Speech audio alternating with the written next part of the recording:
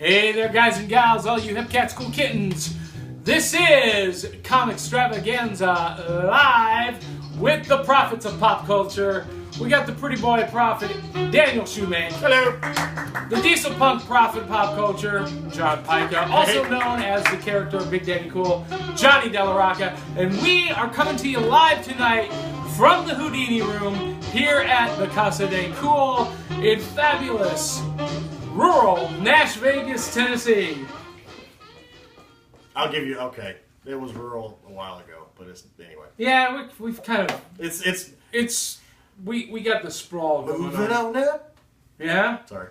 That's all I got. We're in fabulous Madison, Tennessee! Woohoo! Where they shoot the show Nashville at 2 in the morning. That way they don't have to worry about anyone driving through the set. Do they really? Oh, yeah. Here? Not, well, in the area. There was a scene where they jumped a pickup truck that was actually down around the area. Really? Over a railroad track. I was like, I've been to that railroad track. Oh, I've jumped that railroad tracks, but yeah. Anyway. All right. Well, so, hey, as we're going live, I posted to all of the diesel punk groups on Facebook about 20 or 30 minutes ago to join us live because I've got something important that I need your help on. So, you guys know I host the Diesel Powered Podcast, and at Geekonomicon, December 11th, 12th, and 13th, the Diesel Powered Podcast, Comixstravaganza, Cosplay Collective, we're going to be there leading a diesel punk programming track.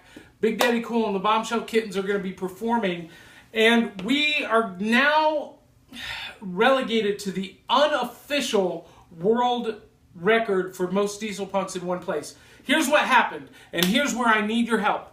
So, Geekonomicon had the choice to go through the standard waiting period of about 12 weeks with Guinness to get approved to do the official world record. Mm-hmm. Guinness offers you an opportunity to fast track your application and approval for $700. Not a lot of money, but you know what? It's enough to hurt, yeah. And so here's what happened. Today, Guinness has rejected the application for the most diesel punks in one room, saying that it's too specific, that it's not general enough to fit Guinness's criteria, and they are going to keep the $700 for the privilege of being denied. Here's what I need your help for. Everyone watching this right now, everyone who's going to be listening to the Diesel Powered Podcast tomorrow, I need you to do this.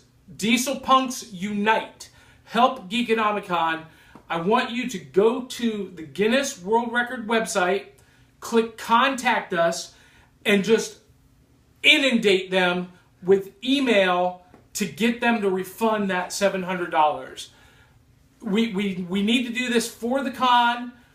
You know, it's not a lot of money, but when you're running a con, $700 is airfare for a guest. Yeah.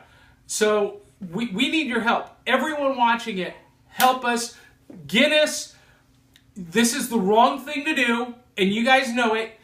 And I'm going to make it my hobby between now and the end of the year to get this resolved. Everybody I talk to, I'm going to talk about how Guinness made a raw deal. They did Geekonomicon wrong. And look, I'm going to make it my hobby. And I'm going to become a bad habit for you unless you guys refund the money. I want everyone watching to join us in this cause. Guinness has done some interesting, I don't want to say deals, but there have been some interesting goings on with some of their other stuff. And being the things that I follow, there's been, it has to fit this criteria. They do that to fit that criteria, and then all of a sudden another company jumps in and said, no, wait, you can't, no. So they change it, and it's just, yeah. I'm not a huge fan of Guinness. Well, Guinness has not the book. I'm a fan of the other Guinness, but not the book people.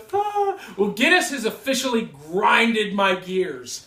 And guys, I promise you, if you don't refund this money, I will create a media nightmare for you. More than some of the other things that they've had happen. Yeah. But anyway. So Facebook, you guys go on Facebook, go on their website, just flood them, inundate them. Let's get Geekonomicon their money back. and we're still going to set the world record. It doesn't matter. It's going to be the official International Diesel Punk Day world record. Well, the only big thing about Guinness saying, "Oh yeah, you actually hold the record," is they put out that book every year. Yeah. That sits in everybody's bathroom. Well, look, that you get from your grandmother for Christmas that you don't really look through, and it just kind of sits there and collects dust. And if you really need toilet paper, that's all you've got. So, are you saying that the Guinness Book of World Records is really only good for toilet paper? Only if it's a last resort. So anyway, yeah. Within the diesel punk community, between dieselpunks.org and between the Diesel Punk Encyclopedia and Diesel Punk HQ on Facebook, look, we can pretty much attest that we did set the world record. And it will be an unofficial, official record, with or without you, Guinness. But you guys need to refund the money. People's record. It's just not a record on paper. Yeah, the people's record. People's record. Well, the official community record is what we'll call it. Yeah. So, but Geekonomicon, it's going to be awesome. The 11th, 12th, 13th, and I need to talk to you. That scares me. About that. Okay. Because we've got extra room, and since Little Bit's going, you need to go too. I guess so. Yeah. I guess I just got voluntold. Yeah, you just got recruited. So okay. Yep. I'll have to see if I can get off work. We need your awesome I don't know about all that. biceps or pythons to carry heavy stuff. That's all I'm good for is heavy lifting. Trust me, I know. It is. Is Daniel good for anything other than heavy lifting? Don't count on it. See? Even the magic 8 ball's got it for me. What the heck? Hey, we need to thank our sponsors before we get any further. Of course, graphicpolicy.com. They distribute us. Comic Bento. You can check them out at mycomicbento.com. And the amazing amp from Empower Sound. Check them out at amazingamp.com. And for upcoming appearances, check us out on Facebook. Of course, Geekonomicon.com is the place to get all of the details on Geekonomicon. And it will be awesome. You guys need to check it out. It's just going to be an awesome weekend. Awesome weekend. Maybe, I'm going to say this may be the con of the year. I'll go on record. You know why? Because we're going to be there. Well, I was going to... Okay. What? Oh, nothing. I was just saying I was going to go with, okay, sure, because we're going to be there, but... No, it's going to be awesome. Look, they're doing... They have a huge steampunk contingent that's there. We're going to be introducing Diesel Punk. We've got a USO band. That'll be fun. A USO dance. That'll be fun. On Friday night. Then Big Daddy Cool and the Bombshell Kittens.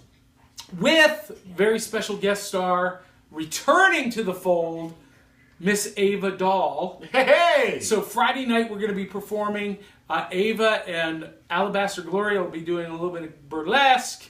Then Ava will join us once again for the Diesel Powered Podcast on Saturday night. And she's the one on the cover of the book, right? No, that's Lana. That's Lana. Okay. She'll be there though. Okay. Saturday night, singing, dancing. We're doing Tales from the Flip Side Saturday night, right after or right before Voltaire. What's his first name? Voltaire had a first name? Aureolus, I'm going to butcher it. Voltaire. Steampunk. Voltaire. Yeah, the steampunk DJ. Performer. Yeah. You guys know who I'm talking about, right? You all know who I'm talking he about. goes by Voltaire. Yeah. Well, he's got a first name too. Yeah. Voltaire. It's not his We're going to be performing. It's like Zoltan from Dude, Where's My Car? Hosting the cosplay contest. Cosplay Collective will be doing the Cosplay Suite. It's going to be awesome. Panels galore. Actually, Cosplay Collective is going to do an awesome panel. I'm really excited about it. Their panels are always full. Well, they're going to be doing a brand new panel called Cosplay. Okay. C-A-U-S-E. Cosplay. And it's all about how people can get involved in doing cosplay for charities and civic events and whatnot, benefiting the community and charities at large. So that'll be great. So, time for some questions from the congregation. So, did you guys hear about Daniel Fleetwood? Daniel Fleetwood. Daniel Fleetwood was this guy. I remember him. terminally ill with cancer, and he was granted access to see Star Wars: The Force Awakens. I am so happy for that guy. And he died 5 days later. He passed away 5 days ago, or 5 days later. Yeah. I love that, actually. You know, I really do. It is awesomely cool, and it's really funny how life imitates art, or art imitates life, because did you ever see the movie Fanboys? Fanboys is about that. Okay. It's about this character named Linus, and he and his buddies go on a road trip to break into Skywalker Ranch. I've heard and about this. Steal a print of the Phantom Menace. Okay. And it is one of the funniest movies for all Star Wars fans. You got to see it. Probably because as you're watching it, you're like, yeah, that's me and my buddies. Yeah. It's like you've ever waited tables and you've watched Waiting. It's probably the exact same. Or if you've ever had a stalker and watched The Cable Guy. Oh, yeah. The Cable Guy is hilarious when you've had a stalker. When you've never had a stalker, it makes no sense. But if you've ever had a stalker, you will laugh hysterically. Yes. Why write it? You've already lived in it. I had a girlfriend in college that, she even told... You knew my stalker. I'll tell you off air. I'll tell you after off air. My stalker, wherever I go, he's gonna go. Anyway, going to a galaxy far, far away. Yes. Lawrence Kasdan has finished a script for a Han Solo. Lando called him Han. Yeah. It's perfectly acceptable. Han Solo anthology film. I'm excited for that film. So here's the question that we were asked about this: do you think that he's going to go the direction that he originally wanted with Empire Strikes Back and not Empire, Jedi, and go down the path of the dark side? So, no. My short answer is no. Go ahead, talk. Lay it on us. He wanted to go dark. Yeah. Which, okay, yes, I see that. For the main core, I don't see, for the core films, for the trilogies, I don't see a need to go that dark, personally, because the main trilogies need to be a little bit lighter fare to appeal to all audiences. It's like when Indiana Jones did Temple of Doom. Neither one of them really liked that movie. George Lucas says it's his least favorite, Steven too. But they were both going through some really weird stuff, so that's how that got that dark. And maybe that movie didn't really hit with all audiences. It hit with the older crew that really wanted that kind of development in the character and everything else. If they're going to do a standalone Han Solo, we all know there's some pretty dark stuff in that backstory. And Lawrence can bring that out. I hope it's not a prequel. I hope it's not a prequel. I hope it takes place between Return of the Jedi and Force Awakens. Yeah, that's where I hope it is too. But Kasdan's original script for Return of the Jedi had it ending with Luke walking away from Leia with Vader's helmet, having turned to the dark side. Yeah. And Lucas opted to be a little bit more brighter, wanted a happy ending for the merchandising, etc. And looking back, that was the best way to do it. It was a good idea. Well, it was, but here's my thing. I maintain that actually did happen. Oh well, yeah, but it's in the undertext.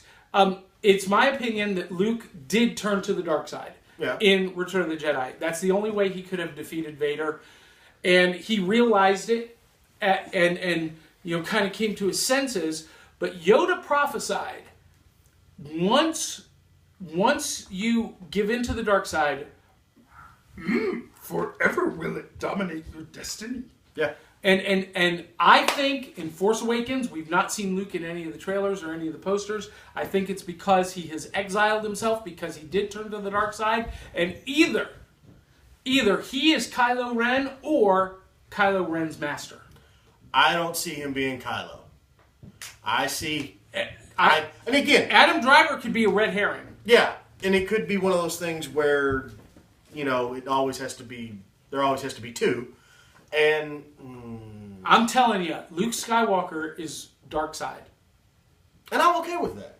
I am too. Actually. Because in the EU that doesn't exist anymore, he went to the dark side with the second coming of Palpatine. Yep, and came back. Yeah, and came back. But, and on a side note, I saw Palpatine the Ian McDiarmid in a movie that wasn't Star Wars the other day. Oh, yeah? Sleepy Hollow. Really? I didn't know he was in that. He's in that, and it's on Netflix. Yeah, so that's why I caught it. I was like, wait a minute. And the dad and the evil uncle from Harry Potter's in it. Well, so it makes perfect sense if we go this route. Because let's think about this.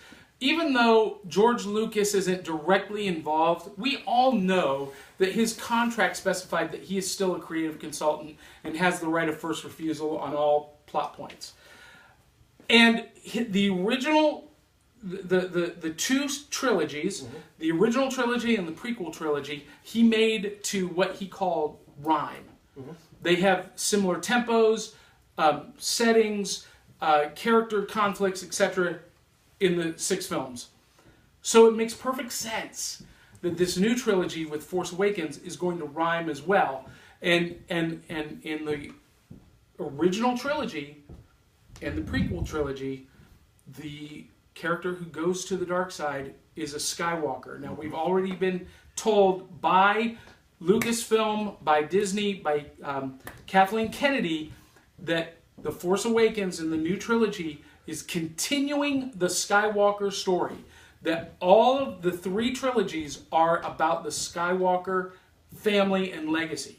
So, that means if they rhyme, there's got to be a dark side Skywalker. Luke's the obvious choice. Luke's going to be the choice because Leia's too wrapped up in politics. Well, and we've seen her as part of the Resistance. I want to know why she's crying and holding on to Han, though. Because Luke has gone to the dark side. That's what I'm saying. I want to know why everyone's scattered. And who is the Skywalker bloodline? We don't know. It's either Rey or Finn. I'm going with Rey because they've shot her and framed her in parts of the trailers to make her look just like Padme. Oh, yeah. Which is never a bad thing. No. Never a bad thing. No. But that, and then with the Japanese trailer that came out that showed her and Kylo in that jungle area. Yeah, in the forest, Yeah. So, it'll be... I think she's the Skywalker. I think she is, too. But we'll have to wait and see. But the funniest one will still always be the meme from Facebook where it's Lando leaning into Han and go, you remember that 2 years you were on ice? Hey, you know what? You told me to take care of Leia. Next picture, Finn. You know what? I don't think that's an outrageous I don't think theory, it is either. Because there's something in the trailer when Han and Chewie first appeared in the first trailer, and Han says, Chewie, we're home. Suggesting they've been gone somewhere. Everyone's been gone for a while. And everyone's been scattered. And if Han is gone, if he's been lost, or if they ended up somewhere that they couldn't get back, it's perfectly conceivable that Leia could have found herself with Lando, because Lando was he was into Leia big time. Yeah. Hey Timbo, sorry we've been kind of neglectful because we just started rolling. You know what? I started with it grinds my gears and I forgot one of our cast members. I'm sorry, Tim. Our Jarvis, Tim Randall, is in the production studio, and he's keeping us up to date on some Twitter questions and tweets and whatnot. Yep. So next question that we were asked about was the mingling of the DC TV and movie universes. They're not connected at all. No. And a lot of people don't like that at all. Because Marvel has done such a great job of integrating the Netflix, Marvel movie and TV universes and creating a concise, consistent universe, even though they don't necessarily intersect every week. But you can always, there's always that little nugget in the back of your head going, where's the Easter egg? Where's the Easter egg? You may not get it every week. You may not get every movie. But, hey, there's going to be an Easter egg sometime in this. Yeah. And Marvel is fantastic at that. Marvel's always been good. DC's been on the back foot for a long time. They've been trying to play catch-up. Yeah. And they made the decision to keep the TV and the movie universes separate. So we're going to have, we got the Flash TV show, we got the Arrow TV show. We're going to have a a Flash movie completely separate from the TV show, and a Green Arrow movie completely separate from the TV show. And the question comes, what about the Green Lantern? Because they are going to do another Green Lantern movie, but they've already planted the seeds in Flash and Arrow for Green Arrow in that, or Green Lantern in that universe. Maybe they're finally going to make an attempt. I don't think so. I don't think so, but it's one of those things where they're teasing you, and it's like, DC, come on. Really? You're already second in the race. You're already losing. All right? So why don't you figure out why, a.k.a. you're not interconnecting anything like you do with, your base media? How about you actually try and not set everything separate? Now, I will say this. In DC's defense, Marvel recently made the decision to completely separate the comic universe and the Marvel movie universe. Which they no longer resemble each other in any way, shape, or form. I can see good sides of that and bad sides of that. Because they tried that with Nick Fury, making Nick Fury look like Sam Jackson in the comic books. That's the permanent version. And didn't it blow up in their face a little bit? No. No? I read somewhere that it did. But no, fans loved it. Okay. Yeah. But yeah, long-time fans, ages 45, 50 and older, they hated it. But younger fans, they thought it was cool. And especially fans of Pulp Fiction, the movie, loved that Nick Fury looked like Samuel L. Jackson. Oh, absolutely. Yeah. All right, so Flash. This week's episode was intense. Did you see it? I haven't seen it. I don't watch Flash, unfortunately. I won't give any spoilers. But yeah. Agents of S.H.I.E.L.D. was really good this week. Flash was even better. And that's something for me to say that. Because Agents of S.H.I.E.L.D. is like my show. But next week, Grodd returns. And it's rumored to be an insane episode. I don't know who that is, so... Grodd? Gorilla Grodd? I don't know anything. The psychic, intelligent gorilla who can control your mind? And he's like... Guys, I don't know much about Flash. You're fired. Well... You're fired! You never paid me anyway. I'm like Milton from Office Space here. Ain't nobody getting paid up in here, I know. We make enough for our sponsors to stay on the air. That's about it. We do this because we love you guys. Hey, you know what though? Guys watching, if you want to help us change that, tell everybody. If you've got a product that you want featured on the show, talk to us and we'll negotiate something. Tell all your friends and fans to watch the show, and that'll help. And go out and buy Comic Bento. Go to AmazingAmp.com. Subscribe to GraphicPolicy.com. Help our sponsors, and you help us. All right, so Walking Dead. You are the resident Walking Dead fan. Yes. The question is, let's see. Negan got cast. Yay. Okay, help me out about that. Negan is a psycho. Okay. He's worse than the governor, and the governor was pretty bad. Like imprisoning people and just all the worst parts of the Bible, pretty much. And Negan is the guy that comes after that, and he kills a couple of major cast members and some other stuff. And I'm really excited to see how this guy does it, because this is the comedian from The Watchmen. Oh, okay. And I adored him in that movie. He is so good in Watchmen. And you need that because the comedian in The Watchmen was genuinely a psychotic individual. Yeah. He just played it off to where, hey, I can do this. So I'm excited to see what he brings. I'm excited to see how it ties in, how close they follow the comic books, because there's some pretty big stuff coming that a lot of longtime fans and a lot of fans of very specific characters are not going to like. Do you think it means the death of more of the main characters? Yeah. Nick, Daryl? Glenn's not dead yet. I'm calling Glenn's going to die in this series. Well, where is Glenn? Is one of the Glenn's not dead. Glenn's holed up under the dumpster, or he's in the dumpster or something like that. But Negan's the guy that kills him. I'm calling it now. This season, Glenn's going to die. He's going to die. Just that, and just the fact that Maggie just released it, told everybody she's pregnant. Oh, Glenn's done. Glenn's gone. As much as I adore him as a character because he always gets the crap jobs and he doesn't ever complain, yeah, I'll go do it, no, let's go. He always gets the BS jobs. His luck's going to run out this season, which sucks. And I'm kind of waiting to see how Negan deals with Rick, because there's a scene in the comic books where he blasts Rick in the face with a baseball bat with barbed wire on it. So I'm kind of wanting to see how they do that. But yeah, Glenn's time is short, unfortunately, because I really like Glenn. All right, so my answer to this last question is not going to be popular. So Nathan Fillion has been rumored for roles like Booster Gold, and some rumors about him being the next Greatest American Hero. And so the question is he goofy enough to play the role perfectly for Greatest American Hero? And my answer is no.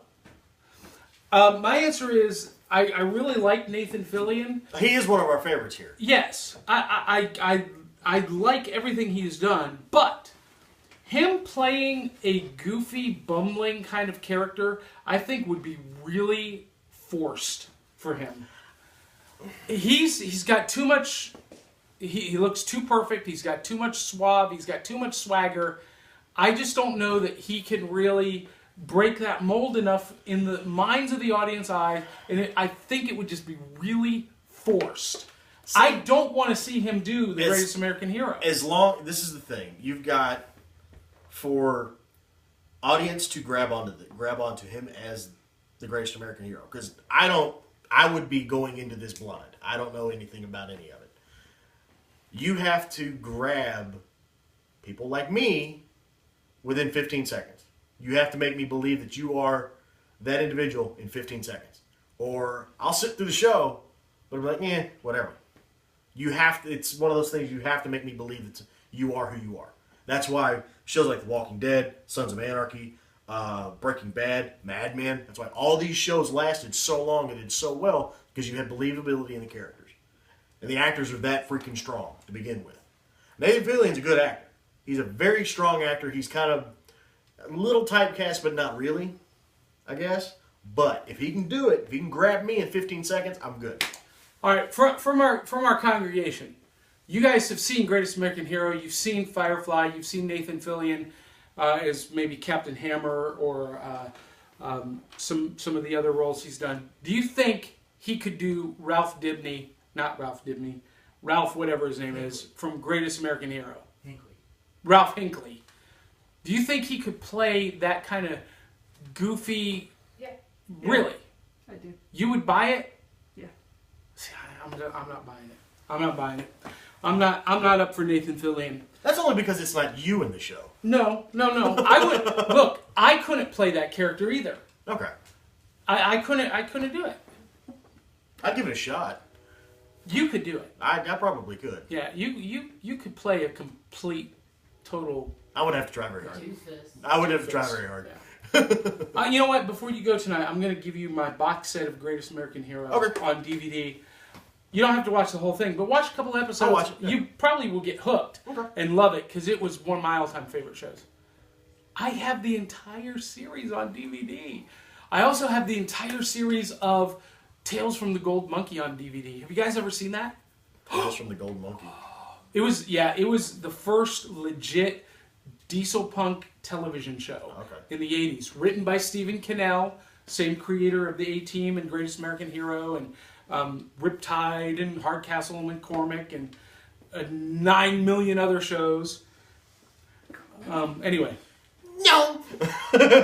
Sorry, I'm too young.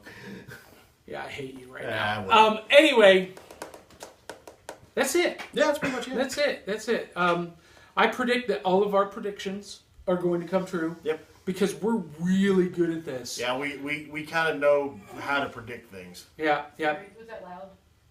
It was kind of distracting, but it's you, so it's okay. I think Amy just had an orgasm over there. I Either that or she just farted, so we'll figure it out later. Jeez. She did both. Wow. Sorry. That's way too much information. I thought it was just loud in my head, like when I yawned. No. Anyway, before we go, one more time, Guinness Book of World Records. Go flood them. Help us get Geekonomicon's deposit back. Refund the $700. And what does Tim have to say? Favorite Star Wars moments, since we're like 36 days away from Force Awakens. 36 days. 36 days. Wow. And I can't wait. I've got my tickets. My favorite moment, oh man. I gotta say my absolute all-time favorite moment is Empire Strikes Back. At the freeze chamber, Han is just about to go down, and Leia says, "I love you," and he says, "I know." He is such a pimp in that scene. I mean, just That a may pimp. be not just my favorite Star Wars moment, but that may be my favorite movie moment of all time. Since he took one of mine, so I will say, since I'm not one of the prequel deniers, I enjoyed those movies. As much as everyone apparently hates them, I don't care about what you think. I enjoyed those movies. Because you were that age. I was that age.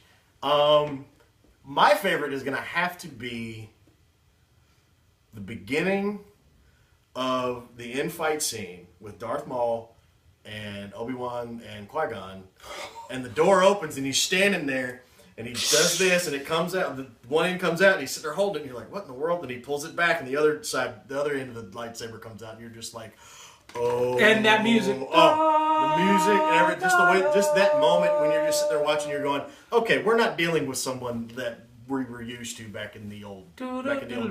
Oh, yeah. But Vader kicks Darth Maul's ass every day of the Well, week. I'm not arguing. Well, yeah, but again, it was one of those that they needed I know. They needed that character for that movie. They wanted to see the Jedi in their prime, and that. and the soundtrack was perfect there. John Williams. I'm Face. so glad John Williams is doing the Yeah. music for these three. Good moments. Good Oh, yeah. moments. Hey, tweet us your favorite Star Wars moments at Live Comics, or post them on our Facebook page, Comixstravaganza Live. Let us know what your favorite Star Wars moments are, and I'll tell you this. I've got a very special giveaway, and everyone who posts a comment on Twitter. That's something speaker. completely altogether different. Anyone who posts a comment on Twitter or our Facebook page will be entered in a very special Star Wars giveaway drawing. I can't reveal what it is yet, but it's going to be awesome, and you're going to love it. I can't enter this, can I? No. Dang it. No. Do I qualify? No, nobody involved with Comixstravaganza Live, John Pyka Productions, their relatives or direct descendants are eligible. Crap. Yeah. Oh, well. There you go. Well, until the next time, kids, tell 200-300 of your closest friends and family to come check us out. And until the next time, swing hard, swing often. We'll catch you on the flip side.